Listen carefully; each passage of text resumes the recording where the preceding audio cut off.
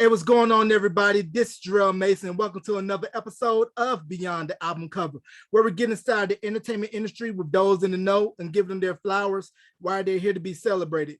With me right now, I have a man. If you remember back in the early 90s when Michael Bivins had Bid 10 and the East Coast Family and the Posse cut One for All for One, this man was singing smooth vocals, telling you what the B.I.B. crew can do. Got a sound that surf for miles, showing proven different styles. Yes, I know the words. Don't at me, at your mama. Hailing from the rubber capital of the world, Akron, Ohio, home of the late James Ingram and his brother Philip from Switch, Howard Hewitt. We're going to go on and on of all the greats that came from Akron, LeBron.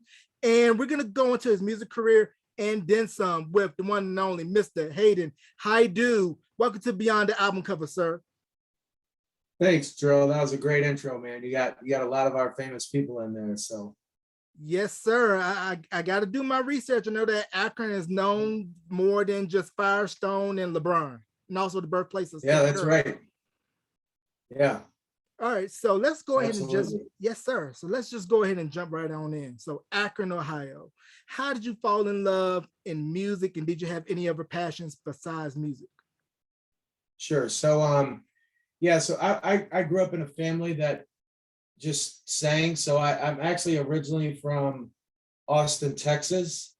So I grew up in a Southern Gospel Pentecostal church. My dad was an associate pastor back in the day, and we went to a place called the World of Pentecost in Austin, Texas. My uncle and my cousins are all, my one cousin's now a pastor of a church in Lubbock. So music and singing was just something that we just did. So I just grew up singing. I think first time I sang in church, I was 3. So I just started singing in church and just loved music. And just fell in love with that. And that was something I'd say, I don't know if I was totally passionate about it at the beginning. It's just, like when it's something that you just do when you're born, it's something that you just kind of do. But as I got older and into more of my formative years, I really started to fall in love with music. And then, I was also really into sports. So those were kind of the two things that really consumed me. Even to this day, I think those are two things that I'm really into. So if I'm not watching the Ohio State Buckeyes or the Cleveland Browns, I'm probably on YouTube looking at some new artists or, finding somebody who I really enjoy vocally and kind of following them and listen to music that they do. Right. And you already answered one of my questions. You are a Buckeye, OHIO. If you are from the Midwest, yes. Big Ten country, you know what it is. Yep, I'm a Buckeye through and through. Yep, if you have yellow and blue on, you're not coming into my house. So we don't socialize with Michigan fans. So yeah, I'm a Buckeye through and through. Yeah, I feel the same way about Duke fans. I'm a Tar Heel fan, so yeah. It's like that with Duke. Although Coach K is retiring at the end of the season, hopefully Duke can have a downer, and hopefully Hubert Davis can have a great first year at Carolina. So I love that hire. I think Hubert Davis is a great hire. I think North Carolina is gonna do really well. I think he's an awesome hire for North Carolina. That was a great move. Definitely, for sure. Keeping it in the Carolina family. Hubert paid his dues on Coach Roy Williams' staff, and when Roy stepped down, Hubert was able to come right on in. Because I felt that was the only way that you would leave a cushy job at ESPN. Yep. That Roy probably told you, "Hey, come on my staff, sit for a minute, be in charge of recruiting. So by the time I leave, you just slide right on in." Yep. You got a guy who was at Duke, who's taken over, and you got Hubert Davis. So I think they'll keep that rivalry going. So. Definitely, for sure. Now, I mentioned some of the musical acts that came out of Akron, also Chrissy Hyatt from the Pretenders, the Motherball Brothers from Devo, because when we think of music from Ohio, we tend to think of the hotbeds of Cleveland, Cincinnati, yep. and Dayton, everything funky that were coming out of those 3 sectors. Mm-hmm. So what is it? Yeah, the Ohio Players. For yep. sure. Yeah, Ohio Players, Slave, Zap, Levert out of Cleveland, and then Bootsy, rest of those guys from Cincinnati, everything that was coming out of King and T-Neck with the Isley brothers. So what is it that you think with Dayton, Cleveland, and Cincinnati that inspired Akron to say, hey, we got some heavy hitters too in the music industry? Yeah, I think so. I mean, look, there's a lot of talent in Akron, and really Akron is only, we're 30 miles from Cleveland. So, Dayton is kind of on an island by itself, and Youngstown is kind of on an island by itself. Cincinnati's a big city. So I think there's a lot of collaboration with Akron and Cleveland artists. But yeah, I think, there's just a lot of good local talent in Akron. But really nowadays, you see this on TikTok and YouTube. There's just a lot of talent out there. There's a lot more ways to get out into the public eye, because there's just greater technology. There's more ways to be seen. So what I've seen is just, I'm amazed at, how many talented people there are just in general that don't have record deals or are going a different route. But yeah, I think, Akron has always been kind of a hotbed, at least for me, they have a great gospel scene. They have a pretty good blues scene.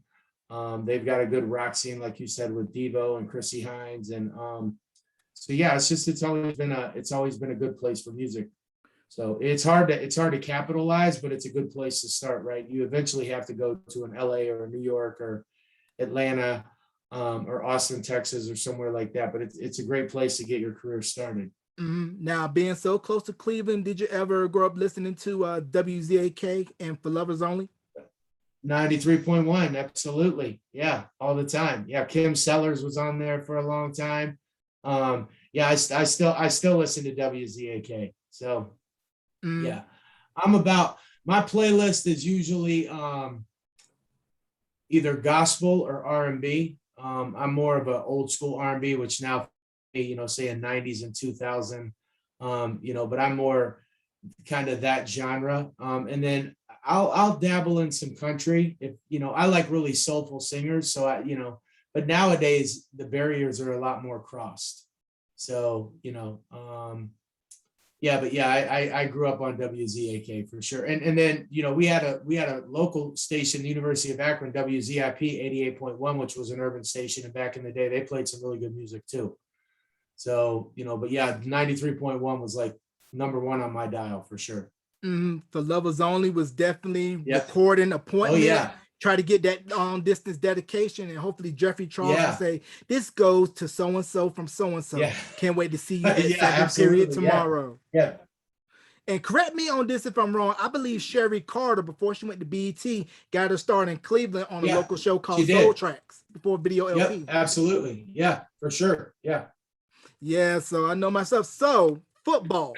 Did you end up playing in high school? And how did you end up coming across Mr. Michael Bivins? Yeah, so I grew up playing football, was a high school player, played, was pretty successful, and then was looking to go play in college at a Division III. Had some offers to go to some Division III schools, and then a couple of Division II, really what you would say NAIA schools. And last minute decided I was just going to go to Ohio University. I think, I probably one of the bigger decisions I regret. I wish I would have probably capitalized on that. But I ended up my senior year, I was at home, and this was when Belle Biv DeVoe I think it was like the BBD, it was like the Budweiser Fest, BBD, MC Hammer. Trying to think who else, maybe Keith Sweat was on that tour. I can't remember, but it was right around the time that Michael Bivins had discovered Boyz II Men. So Motown Philly was blowing up. That first album was starting to blow up. And, Mike was kind of promoting that he was looking for artists and to meet them after the show. And so I had a buddy, Keith Weaver, who's still one of my closest friends. He owns a really cool cigar spot in Atlanta called the Patio Social Club. So shout out to Keith. And he went to this hotel and he called me and he said, hey, you got to get down here and sing for Michael Bivins. So I left at 1:30 in the morning and drove down to this little hotel in Cuyahoga Falls, Ohio, which is a suburb of Akron. And there were a bunch of people that were singing for him. And there was, probably 300 people listening. And when he was done, he was walking into his room, and my buddy Keith said, "Hey, Mike, we got one more for you." And he looked at me and he's like, "This guy?" And I was like, "Yeah." And so I sang for him, and I don't think he was expecting kind of how I sound vocally. And so I sang for him, and he kind of chuckled, and then he said, "Sing something else." And then the people that were there started to get involved and kind of liked it. So, he wrote my number down on a piece of paper and was like, "I'll call you." And I was like, "Whatever." And he called me like 2 weeks later. And he said, "Hey, this is Mike, and I want to offer you a record deal." And I was like, "Whatever, like, you heard me sing for 2 seconds." And he said, "Do me a favor, write a song, and I'm going to call you back." And so I'd never really written a song, but I was good enough to come up with some melodies and things in my head. So I just started dabbling around with some melodies, and then I created a song. And he called me back at like 2 a.m, about 3 weeks later, and I got on the phone and he asked me to sing for him. So I snuck down in the basement. My parents were sleeping. My sister was sleeping. I sang the song for him and he loved it. And he was like, "That's awesome." And, you know, little after that, he had sent me papers to sign a record deal with Biff 10 Records. And I had kind of inked that deal before I left for Ohio University. I decided to go to Ohio University my freshman year. So I'd signed a record deal and then went off to Ohio University and didn't open up a book very much. So that was kind of my intro into the music industry. And actually, the day that I sang, there was a girl, Yvette Brown, who's on the Community now, a pretty famous actress who's done a lot of great stuff. She sang for him right before I did. And so Yvette and I were both in the East Coast family and worked together. And we actually were in this, he put us in a group called Different, with me, Yvette, this guy, Kali Brock, and Big Ant. And we were good, man. We had some great harmonies and we were really good, but it didn't work. And then at that point, I think he decided that I was better off kind of doing my solo thing. So that went on for, a year or two with Mike. I think he was just trying to figure out where to put me. I think, I don't think he knew what to do with me, because at the time, and Jarrell, I don't know how old you are, but you didn't cross boundaries a lot in music back in the day, so me being a white kid, singing soulful, I think there was just a direction of how do we do this. I don't think, I'm a suburban kid, so I think he wanted me to be authentic to who I was. And I think it was just trying to figure out what to do with me. So when we kind of came up with probably what the right image was for me and what was kind of truest to who I am with, really soulful music, I think that the things kind of took off and we made the album. Yeah, because I can remember, being 5, 6 years old, 90, 91. Remember on BT that it was a rarity to see a Caucasian artist on No. BT, but the Yeah. rare exception being New Kids on the Block, but they were Yep. targeted to the R&B crowd first, did a version of Please Don't Go Girl that only got played on BT, but once pop got a hold, MTV, Nickelodeon, Top 40 started coming in, and then they were featured for an hour on one episode of Video LP hosted by Sherry Carter. Like you stated, there wasn't really a lot of crossing back and forth between pop and R&B unless you were Whitney, Michael, Prince, George Michael. Yeah, like Tina Marie did it back in the day, right? She was really good. There were a few artists. There was a guy named Sam Harris who was on Star Search who did a Somewhere Over the Rainbow, and he was pretty soulful.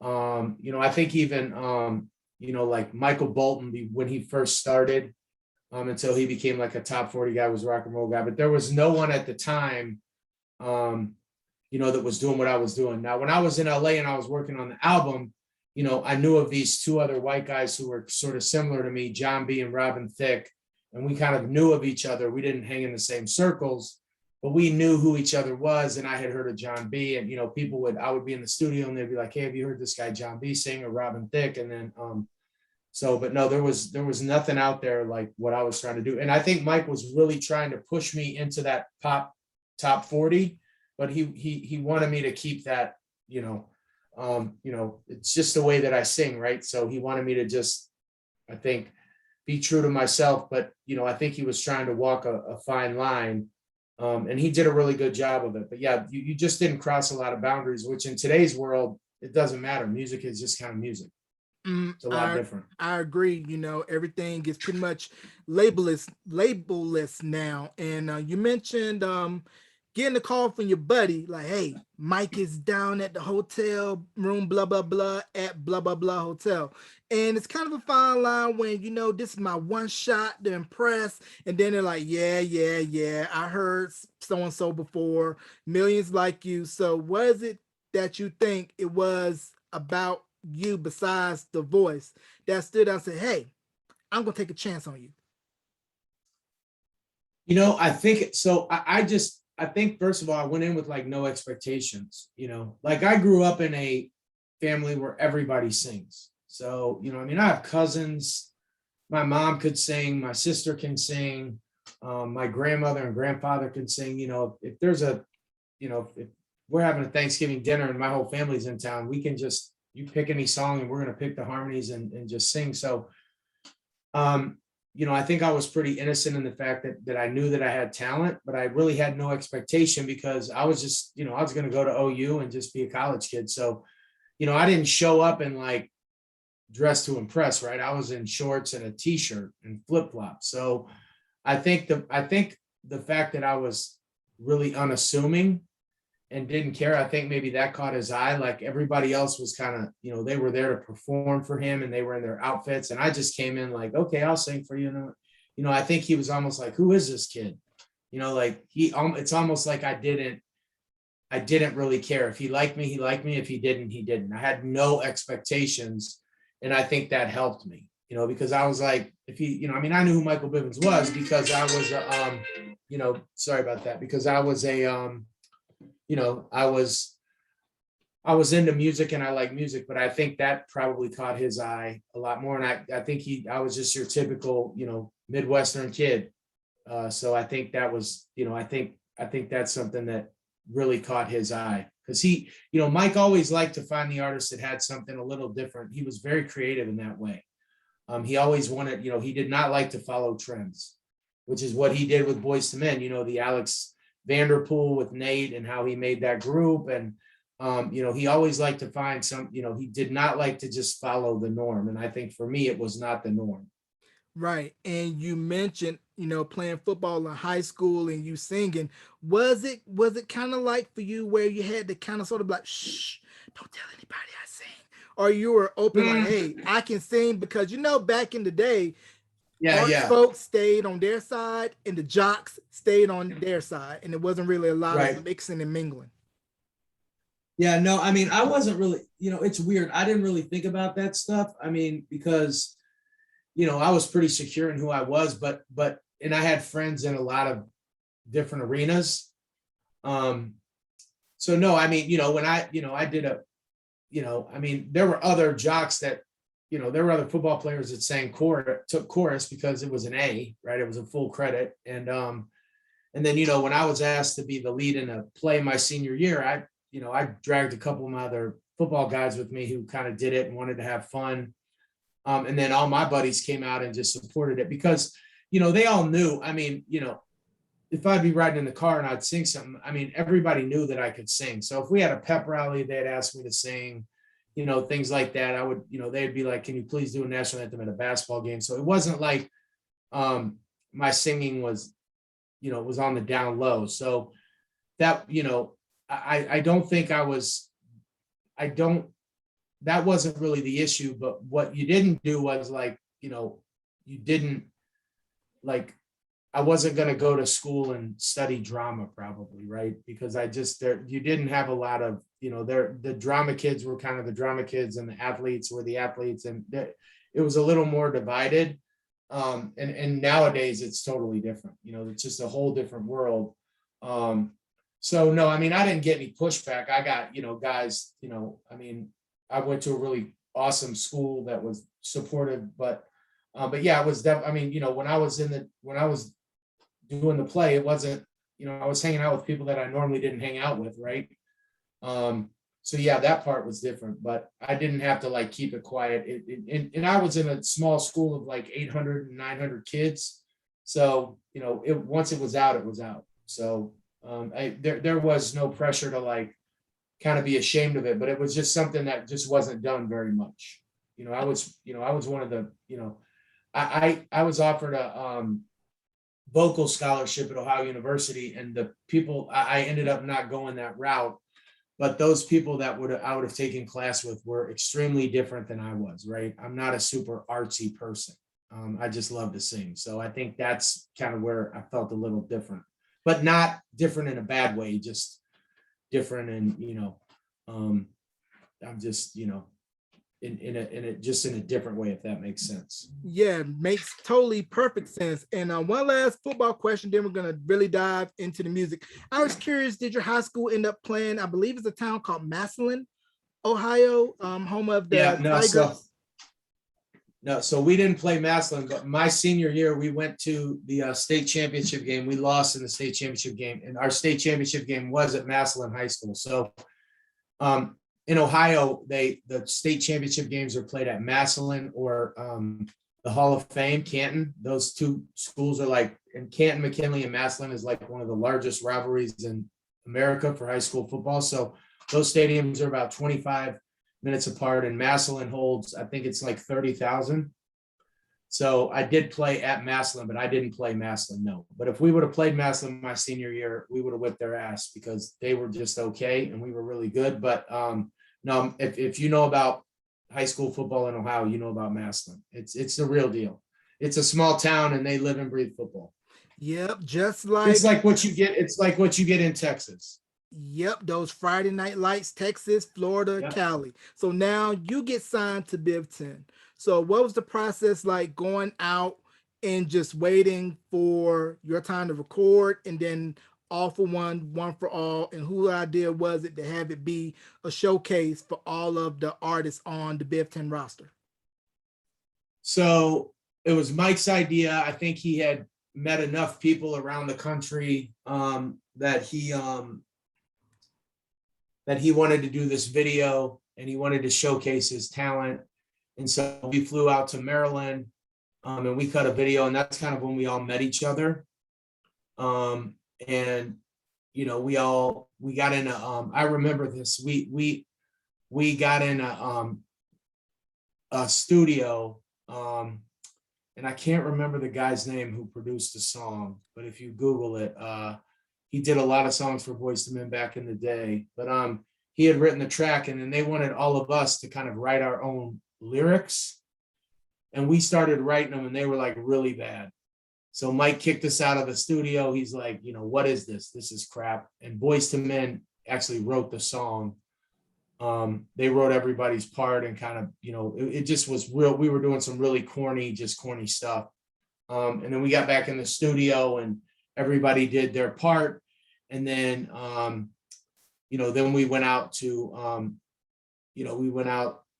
Maryland to shoot the video, and we all came back together. So we were kind of a family, but we were, we exchanged numbers and we would call each other. But I think that was Mike kind of showing his roster off of who he had coming out. So, he had a bunch of different artists that he had met, I guess, along the way or in the, throughout the country. I think some of them, some other artists that he was working with in LA, and, he met MC Brains, who was in Cleveland. I remember, MC Brains was, at the time, he had his album out, so he was on there, and then Boyz II Men and ABC. And so yeah, that was kind of the process. And then we just went and shot the video, and it was like a 2-day shoot. And we all stayed in a hotel and we did our part, and shot the video, and then it was out. It was released, and then we were supposed to do a show on MTV. And Brooke Payne was kind of our choreographer and was showing us some moves. And Mike came in and he hated it, and he just canceled the show and sent us home. So we never performed on MTV. So that was really kind of the end of like the Biv 10 thing. And then he started working with artists. But, I think I was the only, besides MC Brains and Boyz II Men and then 702, they jumped off. And then I think I was the only other artist that even made an album. The rest of them, I think, just kind of faded off into the sunset. Right. And you mentioned Mr. Brooke Payne, who I have the pleasure of interviewing. And as we all know from the If It Isn't Love video, the New Edition story where he was portrayed greatly by Wood Harris, he is a task master. You better know your stuff. For sure. So how was that Yep. like for you getting to work under Brooke Payne? It was great. I mean, he was, he's the real deal. He's, he's old school. I mean, he is, every move is precise. Everything looks clean. Do it over and over and over again. He doesn't take any bullshit. He's the real deal. It was, I thought it was great. So he is, how they portrayed him in that movie is really how he was, so he's the real deal. He is definitely someone who will bring talent out, and he wants to make sure that you're always, you're always precise in everything you do. So he's all about the show, right? When you put on a show, you look clean, everybody looks even. So yeah, it was really cool to work with him and get to be a part of that. Because how you look in rehearsal is how you come across on stage. You're That's feeling right. like no Yeah, and they audition, dripping rehearsed. sweat. And if it isn't Yeah, love. no, they were, I mean, they were workers. They, New Edition outworked everybody. They outworked everybody. It was nonstop. They were clean, and they did it over and over and over and over and over again. So yeah, it was pretty awesome experience. Yeah, that professionalism. So when every time they touch a stage, if somebody's going on perform or after them, they're like Larry Bird in the 3-point contest with the warm-up on. Which one of y'all gonna come in second? That's right. Yep, you're exactly right. No, they were really like a throwback to, the Temptations, and I still think the OJs are one of the greatest performing groups ever, but just more kind of vocally and how they bring the crowd in. But they were, they really were like precise. I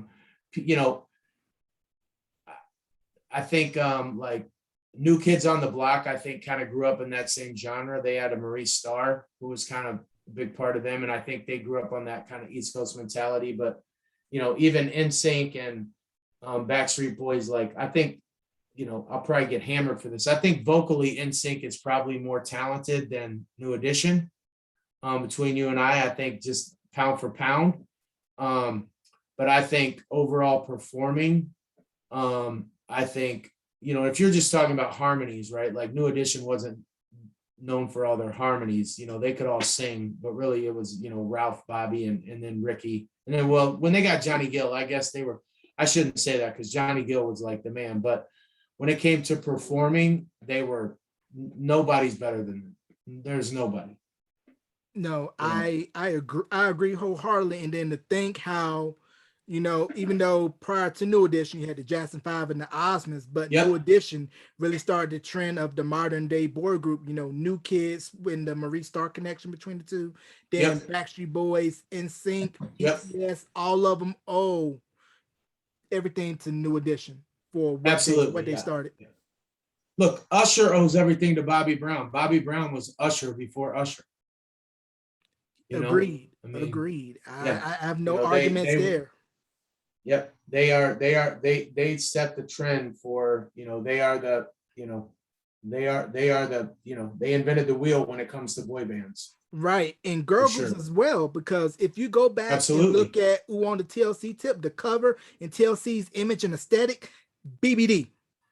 Absolutely, I've said that they are the female version of BBD. They were I've said that. It's funny you say that. I say that all the time. They were just the female version of BBD, without a doubt. I agree. They set the trend for sure.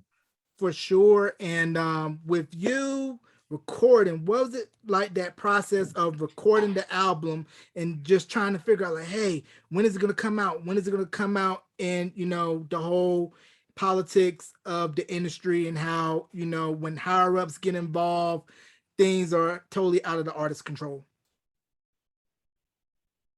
With the Biv 10 side of it, I was living in LA. I was on Hollywood and Fuller. They hooked me up with a road manager, a guy that I'm still friends with today. His name is Titus Carson. Him and I were real tight. Todd Rusaw was A&R for my project. So Todd and I were real tight. So we just, it was real collaboration of, Mike had some vision and what he wanted.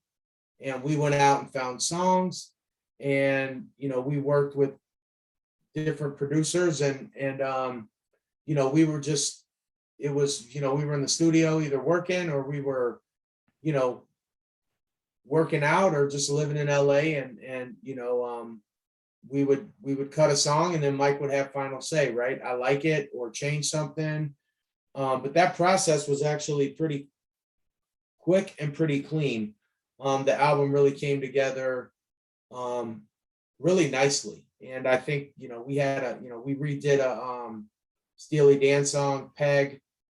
Mike wanted me to redo Love Me Tender by Elvis. I think Mike's vision of me was like the modern day Elvis kind of, you know, and then the first single was a song called Funhouse, which was just a very different, like kind of almost a George Michael-ish type up tempo song that was really cool. And then we had a lot of really killer ballads. I worked with Dave Thomas and a guy, Les Pierce, on about 5 songs. So Dave Thomas is still in the group Take 6.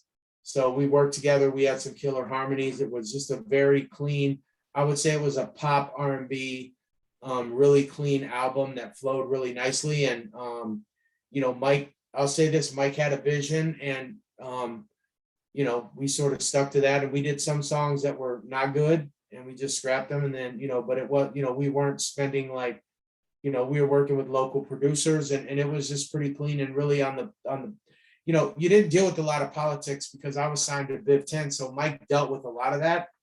And, you know, he just kind of allowed me to be an artist. And then, you know, once you get the album done and then you're shooting a video, you're pretty sure that you know, they've spent money, your album's going to come out. So that was like, you know, once we had completed the album and the video, we were ready to go, you know. So the next step was just like, you know, what are we going to do to promote? You know, we had taken, you know, we had album cover photos. I mean, we were ready to move. We were done. You know, so Mike was really good about handling the business and kind of keeping me out of it. And even though Mike was the president of the label, he was also co-manager. I mean, we put my dad down as a manager, but my dad really didn't, you know what I mean? Like, he was just there to, you know, kind of be there. Like, it was cool for him to, you know, but he wasn't there on, you know, for much of the process. Mike was kind of everything for that label. So, and even my A&R, Todd Rusaw, and my road manager, they were really looked out for me. You know what I mean? Like, it was really like a family, you know, like they were, you know, Todd wasn't your typical A&R. Him and I were really tight, and he was kind of part of the management team. And so it was just a small group, and they just allowed me to be an artist. So it was pretty cool. Which is great for an artist to not have label interference, because for those that don't know, labels are sticklers for making sure you turn in the album at the deadline. Was like, hey, want to try to push your album out by 4th quarter? Yeah. We need a rough cut. Whereas some labels are more artist friendly, where it's like, hey, go record, bring it when it's done. Yep. Yeah, I'm sure they had deadlines, and Mike was pretty stubborn about, no, it's not ready. So, you know, but once we kind of got the vision down, and I think once we realized what we wanted to do and things started to come together, I think they gave us a deadline and we hit it. But they were, you know, Mike was really good about protecting me from kind of all of that stuff. Mm-hmm. So why was the album shelved? So, you know, Gerald Busby was the CEO at the time, and he resigned, and it was like 2 weeks before my album was going to be released. And, you know, with his resignation, Motown just kind of shut down for a minute. So, you know, I think Mike had a relationship with Gerald. You know, they eventually brought in a new CEO. I don't think Mike had the same relationship with him. So I think Mike was looking to take his Viv 10 label somewhere else.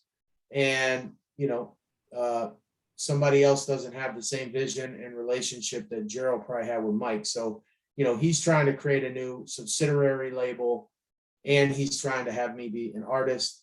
And, you know, I think at the time he's dealing with, you know, Boyz II Men, who, you know, at this point had released End of the Road. So they're like blowing up, right? So, you know, how is he going to manage? Because, you know, he was, you know, basically co-managing Boyz II Men. You know, ABC was kind of, you know, they weren't who they thought. You know, Another Bad Creation was cool, but they had become teenagers, right? So their, you know, their stickiness was kind of not there. I think he was juggling a lot of things, and I just kind of was in the middle of that storm. So it just, it was a year and a half or so that I was at home getting a per diem, monthly per diem, and just kind of sitting by and just kind of waiting, getting impatient, but I was getting enough money that, I could, go play golf. I think they were paying me like, $2,500 a month, which is nice when you're, 22 years old and you're not doing anything. But at that point, I'd kind of gotten the bug and I really wanted to sing and I wanted to get a deal, I wanted to get another deal and get it out there. But, they might've owned the rights to the album. I didn't there was just not a lot of communication at that point. Like I said, Mike ran his own show. So, he was in charge of everything. So, and I really, if I had it to do over again, I probably should have gone out and pursued real management who would have my back a little more. But that's not to protect me from Mike, but just so I could have been more involved in the loop. But I was a kid from Akron, Ohio, who got a record deal in a hotel singing for 3 minutes. So I really didn't know, I didn't know, what to do. You know what I mean? Like I was, I was just, I was a fresh, I was just real wet behind the ears when it came to that stuff. So I really just trusted Mike with everything. And I think he was doing the best he could, but he had a lot of things that he had to do too, and then you have BBD and then New Editions coming out with the reunion and tour. And, there's a lot of things going on where, I've just kind of keep getting dropped lower on the priority list because, he's got an album, right? He's got the deadline that you talked about. Boyz II Men has an album, 702 has a single that's blown up. So I think as much as he wanted to, kind of find a home for me, I think he had a lot of other priorities that just he had to do. It wasn't that I wasn't important. He just had other obligations because he had signed on the dotted line and had obligations that he had to fulfill. Right, because I was curious, like in that type of scenario, if could have been negotiated on the front end, like, hey, in the event that your album gets shelved, you have an opt-out clause where you can opt out your contract and be free to go to any label to record, because I know it had to be hard just sitting and waiting and then the album not come out and then you're still kind of locked into that ironclad contract. Well, yeah, and the problem was I probably had an out, but like my CEO of my label was also my manager. You know what I mean? So like, where was I going to go? I didn't know anybody. Like everybody I knew was in that Big 10 circle. So, I would, I didn't go out and try to find, like I didn't go talk to them. If I would have had some different representation, it would have been different. They would have said, hey, we can do this somewhere else. Let's go. But I just didn't know. I didn't. You don't know what you don't know. So I was just, I was all in with Mike. And so that's just kind of where it was. So, it ended up being a much longer wait than what I had anticipated. And I was starting to grow, I think, angrily, or not angrily, but I was starting to get really impatient because, I wanted to release something and, there was never a lot of tension, but, I wanted some answers at that point. But at the same time, I had to be aware, it wasn't like I was out grinding for 5 years and, singing in open mics and things like that. So it was just a very different experience for me. Mike was kind of doing everything for me. And I was in a situation where I just didn't know, I wasn't aware of like all my options. Right. I wasn't looking, when I wasn't singing, I was going bowling or hanging out with my road manager. We were having fun. It was like, I never dreamed that you don't think your album's going to get shelved, right? So you're just out soaking it all in. So the transition, leaving Big 10 and then hooking up with Mr. Matthew Knowles, how did that come about? Well, so there was a group, 3 guys from New Jersey, Dominic Scaglione, Pat Scaglione, and Paul Lombardo, and they were a group called Protege. They were like a 3-man group, and they had run into Michael Bivins, and they sang for him. And so Mike called me and he said, hey, I met these 3 dudes. They look really good. They got a nice voice. They're these Italian kids from Jersey. Would you be open to, listening to them and seeing if you want to be a part of the group? And I'm like, yeah. So we talked on the phone. I think Mike was like, listen, you guys need to hook up with Hayden. If you do, I probably, I can probably hook you guys up. So they drove down to Akron, and, they stayed with me for a couple of days, and we sang and we hung out, and, they were all guys that played sports. So we got along in that aspect, and we went out and, we kicked it, we had fun. And at that point I was like, yeah, let's make this move. And then, we went in and we created a demo for Mike, and he kind of liked it, but it was just kind of the same. Like, I didn't feel a sense of urgency. And so at that point we had an attorney that those guys knew, who was a real entertainment attorney who had our back. And he was like, listen, you guys are good. Like, you have to, he's basically like, Hayden, you can't just sit around and wait for Mike. You have to pursue some other things. And so we eventually ended up getting a deal with Columbia. We sang for Donnie Einer, who was the CEO and president of Columbia. We sang for him in his office. He offered us a record deal, and then we had, the next step was to find management, and we met Matthew Knowles for dinner, and he was really impressive, and he was cool, and he had a vision for us, and it was kind of laid out. And so we decided to have him manage us, and then we created an album on. We finished an album on Columbia Records. You can go to iTunes and get the signature album. I mean, it's on there, but he wanted to move us to his label, and he was kind of doing the same thing Mike was doing. And it was just, we did a song on the Best Man soundtrack called Wherever You Go. I wrote that song. It's me singing lead. We were on the Bring It On soundtrack. I mean, that signature album is really good. Like, it's a really good album. Worked with Robin Thicke on a few songs. It was a really good album, but at the end of the day, he was, then we started, we didn't have our album released, but we were doing an opening act for the Christina Aguilera tour. And then we were doing this side tour, Teen People tour with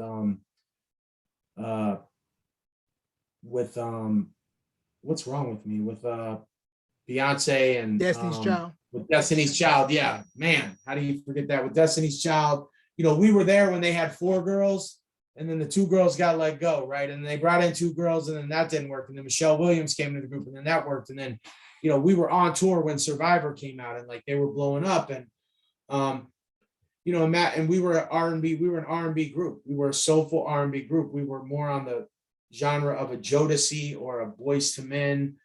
And he went, Destiny's Child was on tour with Backstreet Boys, and he saw kind of the publicity that Backstreet Boys had, and he wanted to turn us into like another Backstreet Boys. And that really wasn't what we did well. We wanted to get in your face and sing, right? We weren't trying to like wow you with a bunch of dance moves. We wanted to, turn the lights down and get you in face and sing for you, right? And then there were just some other things that happened, and it ended up, we finished that album, and it ended up never being released as well. It got released on iTunes, and somebody's getting paid for some of it, but I'm not, none of the guys in Signature are getting paid. So, and I don't think it's, I don't think there's a lot of downloads right now, but, it could have been a very successful album. It's, I know I'm 25% of that album, but it's a really good album. I would suggest anyone who listens to go listen to it, because it's good. Right. And it's because it's kind of similar to how, you start off organic, true to your roots, but when the labels see, hey, this is what's making money, we're going to push you in that direction. I had a chance to interview Jeff Timmons from 98 Degrees, who's from Cincinnati, and how with their debut album, it was more R&B heavy. But by the time the second album, 98 Degrees and Rising, came out, you started to see the shift in a bit more of a pop direction, especially once The Hardest Thing started getting blowing up on Top 40 Radio and on TRL. Yeah, and I know Jeff, I know those guys really well. Their manager, Paris DeJean, at the time, their first manager, was a guy that I was exploring to manage. And we had talked, there was some talk about me actually joining that group, being the 5th member of that group. Yeah, but and this is nothing against 98 Degrees, because they're awesome, but we were R&B. Like, we were signed to the urban division of Columbia. We were not signed to the pop division. Right. So, we were, that was right where we fit and where we sounded right. But I think, I think at the time, I think labels just got nervous. Like I said, there still wasn't that cross-pollination of artists that were doing it. And for me, it's always been like, if you're not authentic, they're not going to accept you. But if you're authentic, they're going to accept you. You know what I mean? Look, we did a show at the Apollo and we crushed it. Like, we murdered it. You know what I mean? And if you can murder it at the Apollo, you can murder it. You know what I mean? Like, they'll tell you if you're not good. They will boo you off the stage. So, but it's like anything else. Matthew saw money. I mean, Michael Bivins Boyz II Men will tell you this, as popular and all the money they made, it's a quarter of what New Kids made. You know what I mean? That's just kind of, it's unfortunate. And I think a lot of that has changed in today's world, but, I think he saw a different avenue for us, and we were okay with that. But we just ended up never releasing the album. And Matthew and I started to see some things that I didn't like. And I ended up leaving the group. And, my attorney, basically said, hey, go home, come to New York. At that point, I had sort of Signature had made a name for themselves. And I had made a name in the industry of a guy that, was talented enough to hold his own. And there were labels that were really interested. And then, when I got back, within 3 days, I was kind of blackballed from the industry. Some things were said about me that just weren't true. And I didn't really know how to argue those things. And I probably could have taken a chance and moved out to New York and done some things, but I don't know. Part of me was I was kind of just finished for the time being. So, not that I gave up, but I was tired, and I think I felt a little hopeless. So. Yeah, because it kind of feels like in certain points, the industry kind of has a feel of professional wrestling where you have your bookers backstage, choreographing the match, scripting, deciding who's going to get put over. Yeah. It's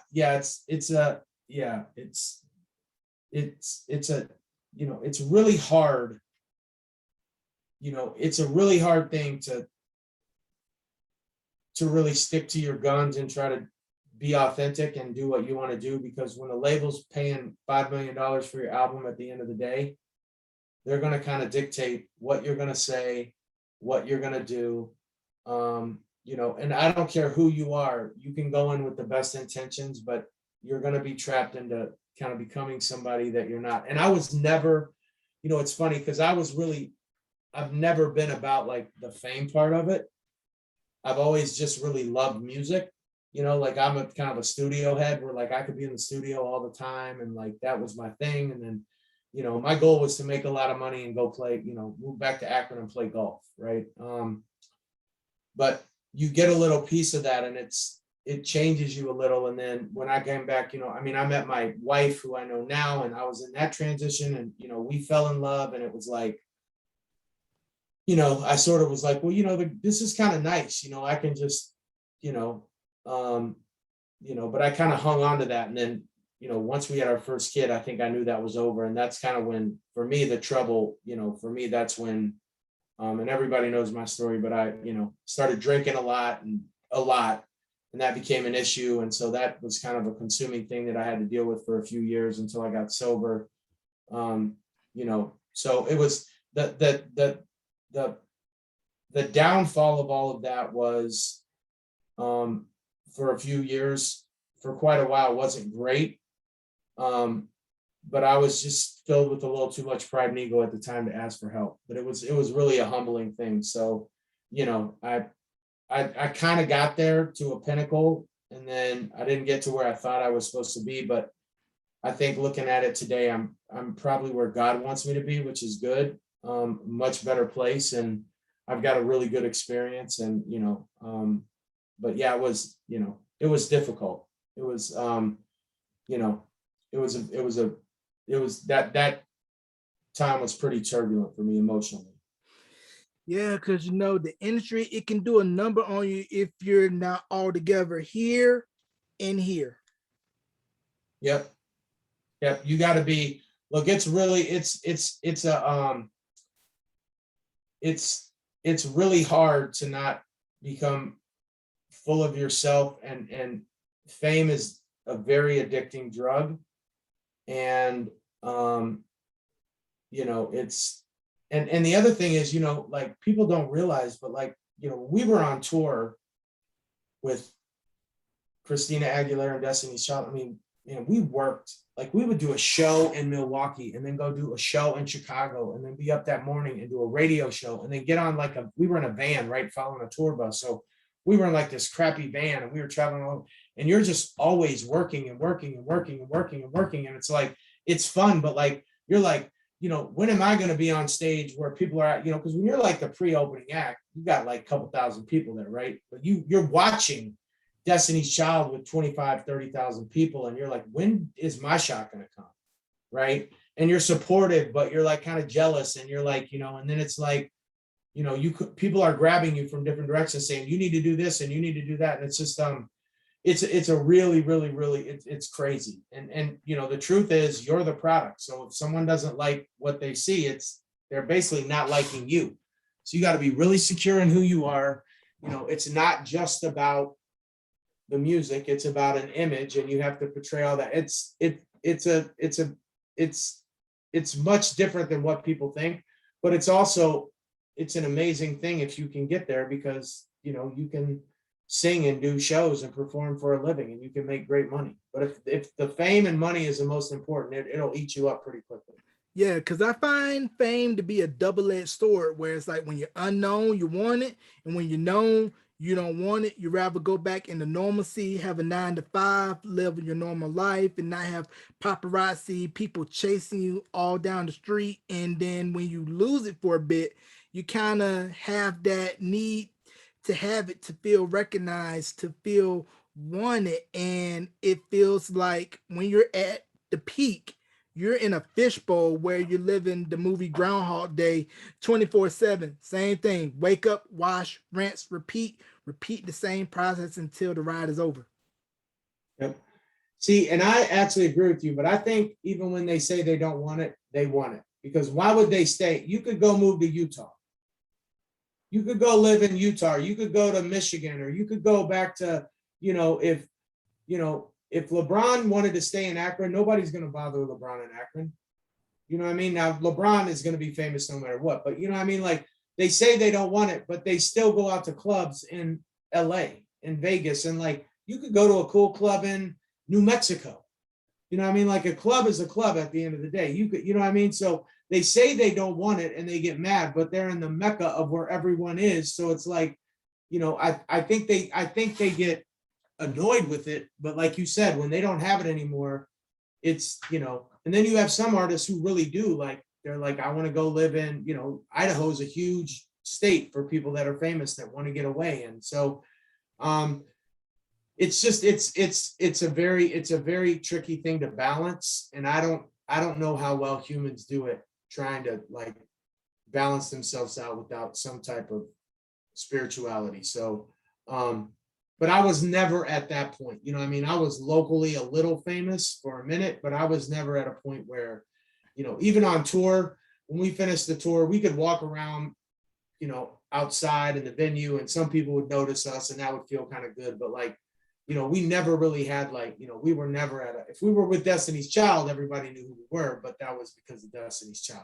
So, but, yeah, I wouldn't trade it for anything. I mean, I think it's made me the person I am today, for sure. Yeah, you're either gonna seclude yourself or be like Eddie Kane in the 5 Heartbeats once Flash took his spot, saying, "Nights like this, I wish Yeah, right. raindrops would fall." Right. Yeah, that's one of my favorite movies. Yeah, yeah, yeah. I mean, it's just it's weird because like my kids have no idea, right?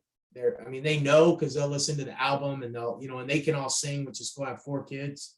So they're all pretty talented musically, but they're really into sports right now. So I'm kind of letting them, it's funny because like, I kind of and I'm an honest person. So there's times I find myself vicariously living through my kids with sports, but not with music. And I think it's because I know I'm very secure in how good I was in music, that like, if they don't follow that path, I'm okay. But I think there's still a part of me that doesn't know how good I could have been in sports, and I want them to achieve what I couldn't achieve. Does that make sense? Yeah, that makes totally perfect sense. Now, side question for a minute. What is the one artist or group you felt should have blown up more, but for reasons or another did not? And that's a great question. What is it? One artist? Or group? That is one of the best questions anyone's ever asked me.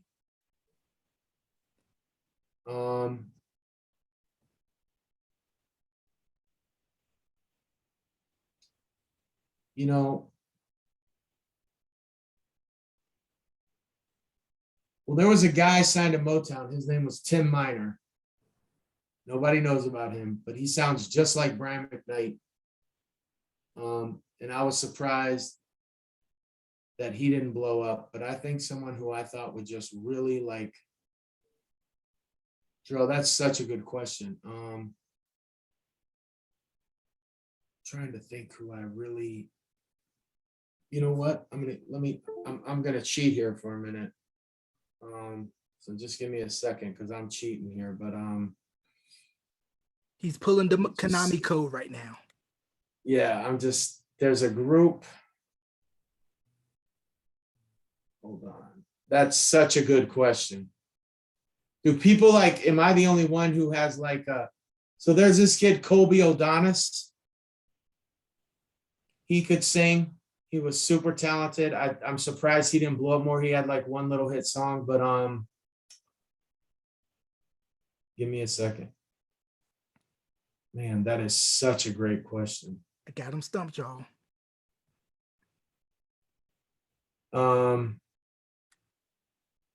There was a group, and one of the members was in Glee, and they were from Texas, and they were so good, and I was shocked that they didn't blow up. And I'm trying to find the name of that group.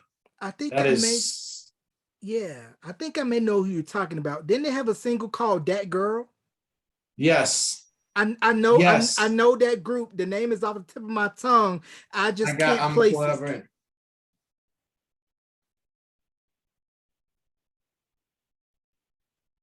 We're gonna get down to the bottom of this mystery, ladies and gentlemen. Person that was in Glee was in a boy group. I believe the group was called NLT. I want to say. Yes, yes. Ding ding ding ding Dude, ding. Dude, that is such a good pull. Tiger Woods clutch. Now, let me give you my one group that I felt should have blown up more, but I felt they came out too early, right before the Latin boom. Barrio Boys. Really? Okay. Yeah. Yeah, I they could were see signed that. to SBK. Joe Jacket, who was with New Kids on the Block, wanted to put together Yep. a New Kids like group, but have a guy singing in English and Spanish R&B. And they had the How We Roll album, came out in '95. It was on Yep. SBK. Fat Joe did a cut on them with I Get Yep. Lifted. And I just thought that whole album was so dope. But like I said, '95, it was 2 to 3 years before Ricky Martin, Enrique Iglesias, and that whole Latin Yep. explosion in the US really took off. So I felt had that Yeah. album would have held, they would have blown up more. And also another group I felt should have blown up more was C Note. Yeah. Absolutely. Yep. There's Nirvana really ended the whole boy band thing. So there was a group called Youngstown.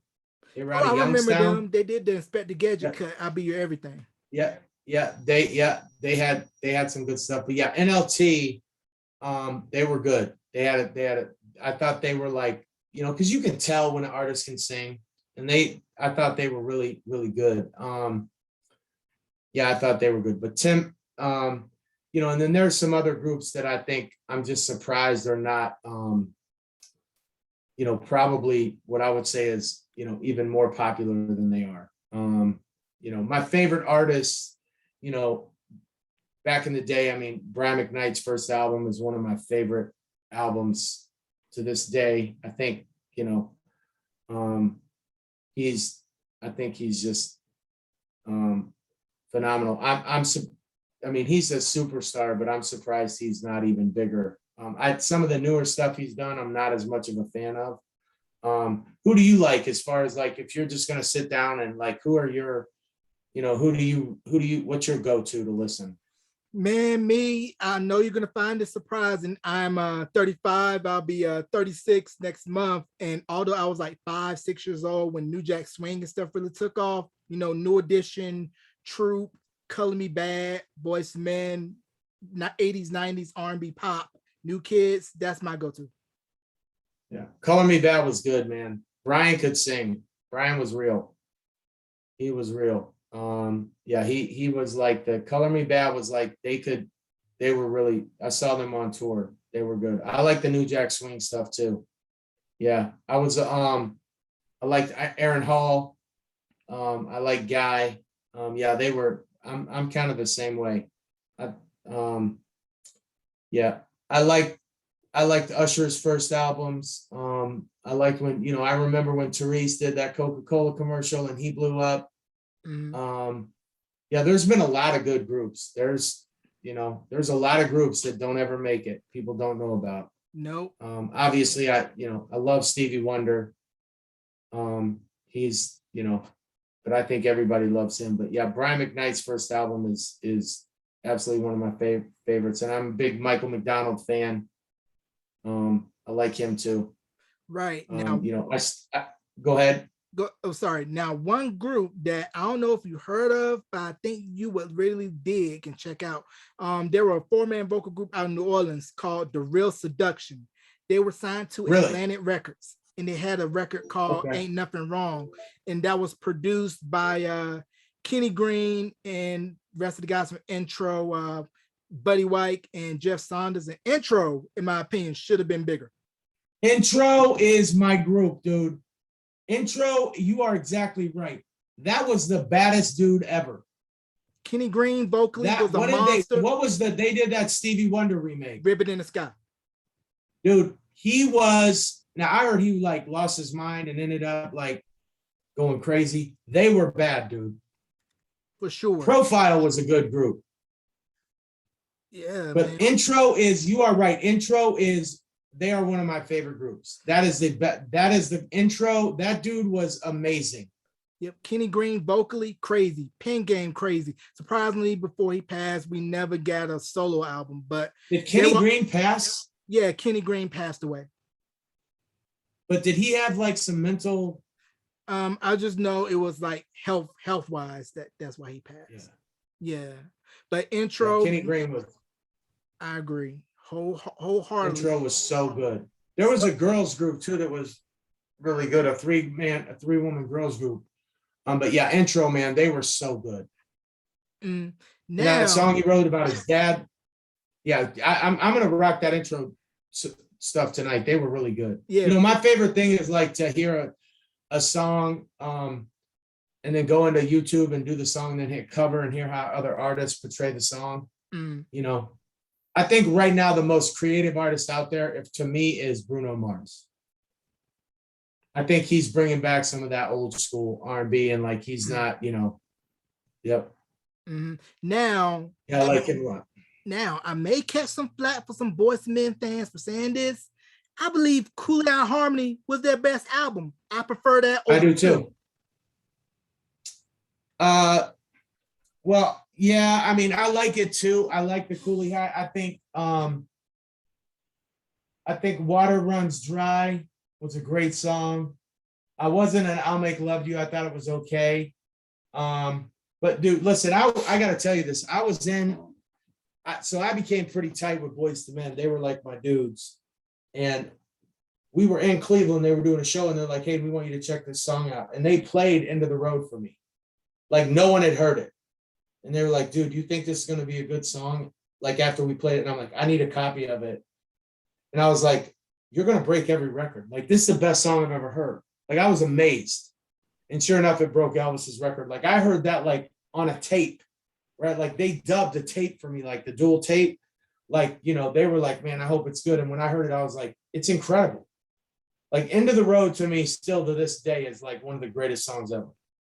Right. And Yeah, and I think Motown should have released Under Pressure as a single of Cool Air Harmony, because to me, what really made Cool Air Harmony was the production of a young Dallas Austin. yep, Dallas Austin was incredible back in the day. He was really good.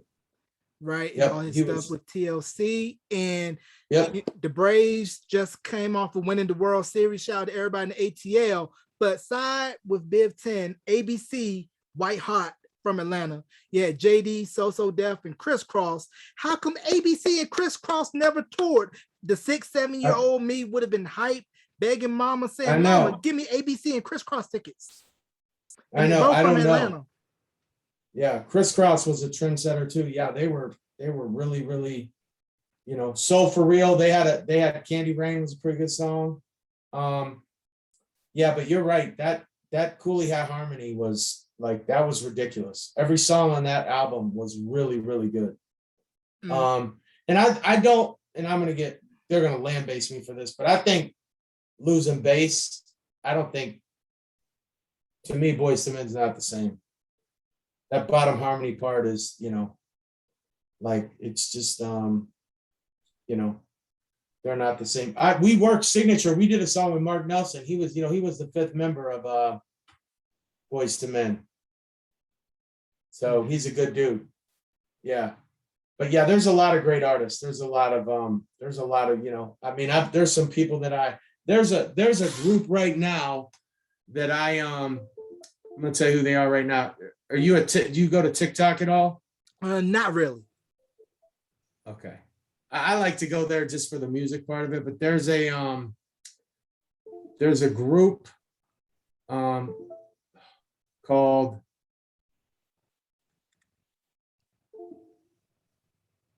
Sheer Element. And I'll send you this on Messenger. Their harmonies are ridiculous. Yeah, it's 2 guys and a girl, and I'm not kidding you, they are like legit. They are so good, and they can all sing. They are like, now they do snippets of like cover songs, but they're really good. So I'm kind of into that right now, like seeing how people kind of, you know, how they kind of change up, you know, songs like that. And I still, to this day, I say one of the greatest performers ever is Whitney Houston, because she could just stand at a mic and captivate you. I mean, she sang the like national she didn't anthem. need to do anything else. What's that? She sang the national anthem at the Super Bowl. Clive Davis said, let's re-release it as a single. It became a #1 hit, and the Giants ended up winning the Super Bowl. Hopefully the Buffalo Bills can break the Scott Norwood curse this year. Yeah, no, absolutely. Yeah, no, but I mean, she could just stand at a mic and just captivate you with just her singing, and she just was a star. She was just a star. Right. Yeah, she was awesome. And speaking of stars, what's your take on how, like, now with social media, it feels like people who want to come into the industry already have to be pre-polished and ready to go. Howeas back in the old days, you really had to hone your craft, do your club dates, spot dates, perform open mics anywhere that you could. So by the time you got to the big stage, you were ready, because I had a chance to interview Danny from New Kids, and he was saying like a lot of people got the misconception about them that this was all one big cattle call audition. No, came up the hard way, performing at Apollo, all black venues, marketed to an all black crowd. So when the pop stuff came, it was easy for them because they already paid their dues and cut their teeth. Yeah, I mean, so yeah, when we were on like that Teen People tour for Destiny's Child, it was like we were in like the malls, like in the city, right? And we had like, so it was basically like an all black crowd, and they were there to like see Destiny's Child. So we'd be like doing our thing, and we would be like flicking off guys, like meet us outside after. Like it was rough. So I know what they're talking about. I think, I don't like, and I don't even pretend. I don't think artists, they're not artists today. They're influencers.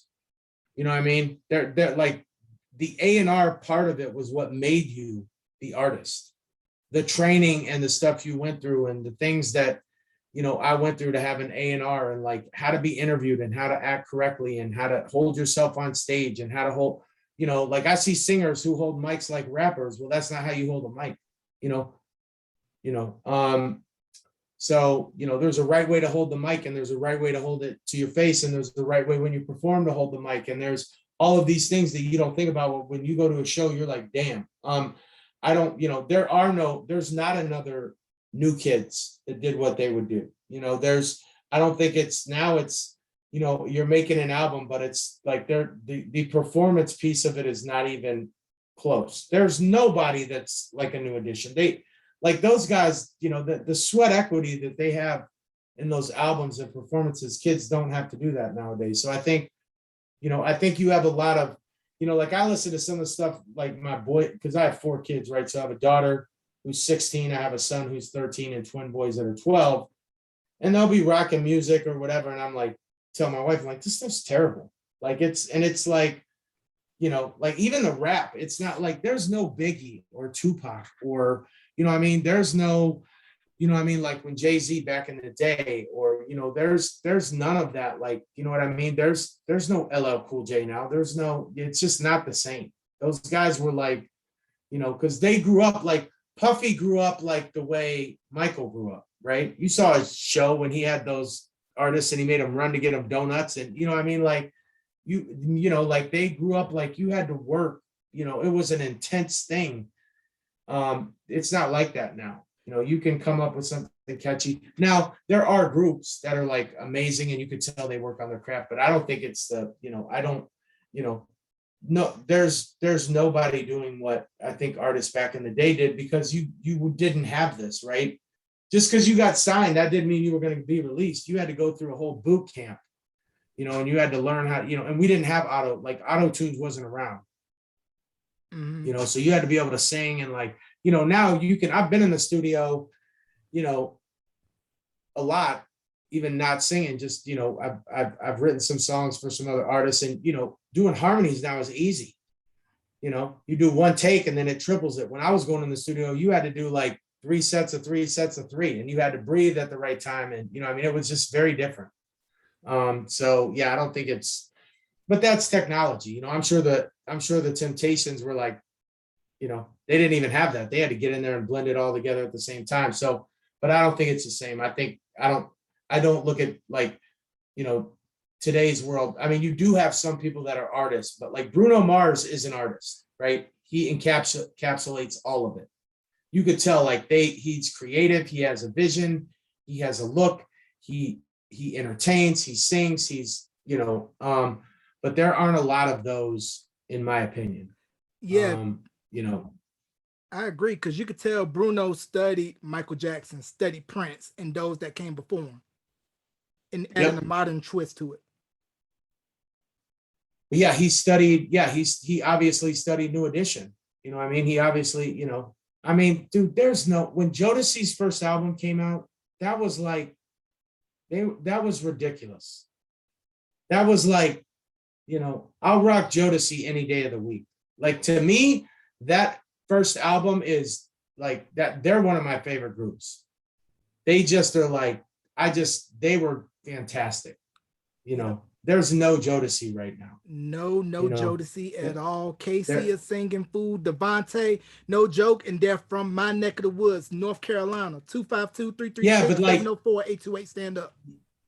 Yeah, they are, and they but I watched this documentary or this behind the like a reality show with them. But yeah, when they were on point, there was nobody like them. But they grew up in church, right? Even their harmonies, like they just had, they were just, and they were like, actually, they just went out and just sat on a stool and sang for you. You know what I mean? They wore a jacket, they wore a jean jacket with no shirt, and they just got out and just sang in your face. And people loved that. Unplugged was one of the best moments in music history. That Unplugged event, that set them apart. When they redid the Stevie Wonder song, that it was over. They dropped the mic that day. That was incredible. Yeah, that Uptown Unplugged. I got the CD, fire from top to bottom. Christopher Williams, another singing fool. Yep. Oh yeah. Yeah. He was. all those guys. They were all, he could sing too. Yeah. Yep. They were, that was so good. Yeah. That Unplugged was really good. So definitely. yeah. So one last question. I'm going to get you out on this. Do you think Yep. that your album that you recorded will ever see the light of day? The Motown album? Yes. I mean, look, Dave asked me the same question, Holmes, because I hadn't sent it to him.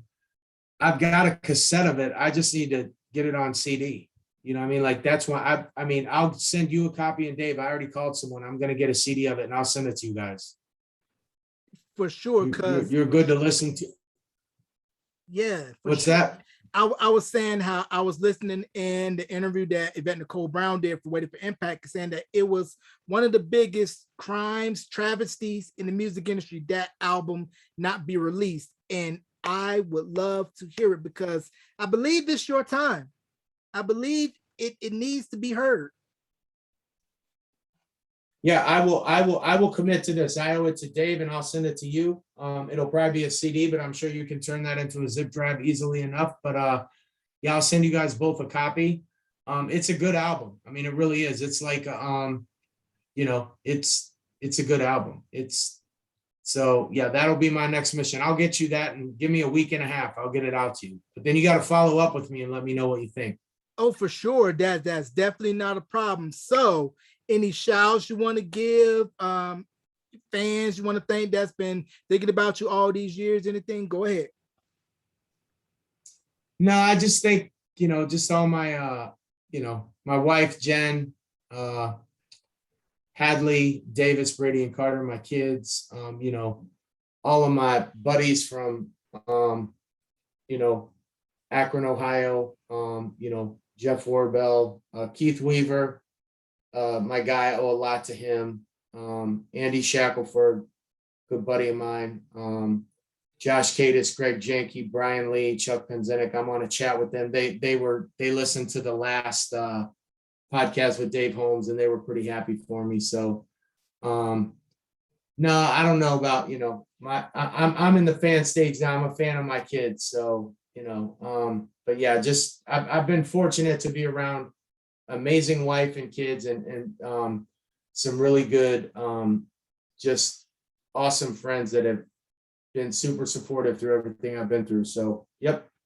I'm sure I left some people out, but blame my head, not my heart. Right. So, yep. And there you have it. And you can catch this interview on audio and video form, wherever you stream podcasts, and on my YouTube channel, youtube.com/Beyond the Album Cover. And hopefully by the time this interview airs, hopefully my Panthers will beat your Patriots. I see you got a Patriots hat on. No, I'm a Browns fan. This is my high school was the Revere Minutemen. So this is our own youth football. I don't want anything to do with the Patriots. I'm all Browns. Hey, Browns are doing great this year. So hopefully go Browns. Yeah, we're a little underperforming, but hey, what was it? It was Beyond what is the I want to earmark this. Yeah, Beyond the Album Cover. So it's available wherever you stream podcasts and YouTube channel. It's the same name, Beyond the Album Cover, all one word.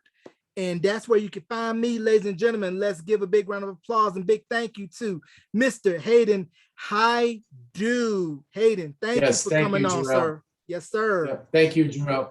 I appreciate it, man. Thank you. That was great. Yes, sir.